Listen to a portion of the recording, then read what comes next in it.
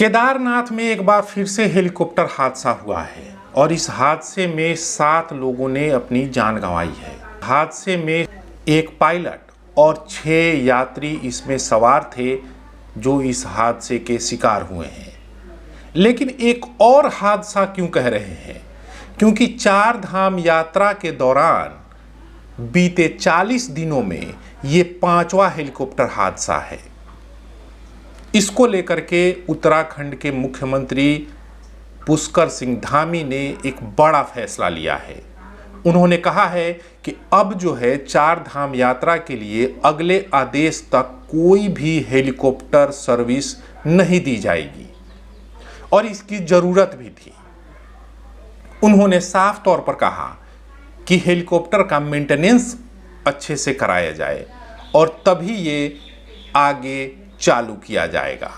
यानी कि पुष्कर सिंह धामी भी ये जानते हैं कि कहीं ना कहीं हेलीकॉप्टर सर्विस देने वाली कंपनियां जो हैं वो गड़बड़ियां कर रही थीं और इसकी वजह से ये हादसे हो रहे थे।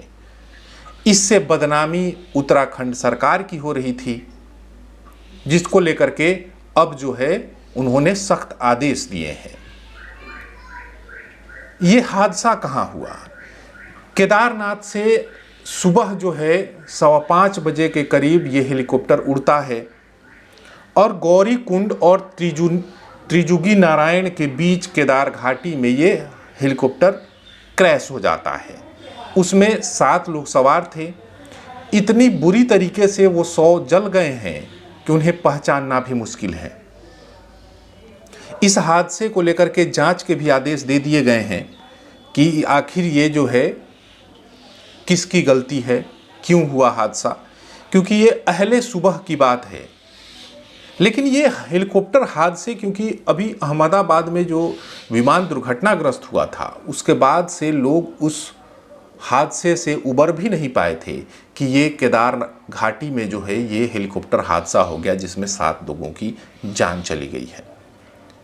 Uttarakhand civil association development authority यानी कि UCADA और DGCA ने अब 4 धाम यात्रा यानी कि केदारनाथ, बद्रीनाथ, गंगोत्री और यमुनोत्री के लिए सभी हेलीकॉप्टर सेवाओं को बंद कर दिया है और वो भी तत्काल प्रभाव से इन हेलीकॉप्टर सेवाओं को बंद करने का फैसला लिया गया है। ये मुख्यमंत्री ने भी साफ तौर पर कहा कि इसमें जो है जो गड़बड़ियां हैं उसे दूर की जाएंगी, तभी जो है आगे फैसला लिया जाएगा कि आगे हेलीकॉप्टर की सेवाएं मिलेंगी कि नहीं मिलेंगी।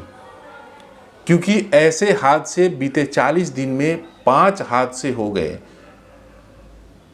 और जो है अभी तक हेलीकॉप्टर सेवाएं चल रही थी, उसको लेकर के सख्ती जो है वो उत्तराखंड की सरकार ने दिखाई है।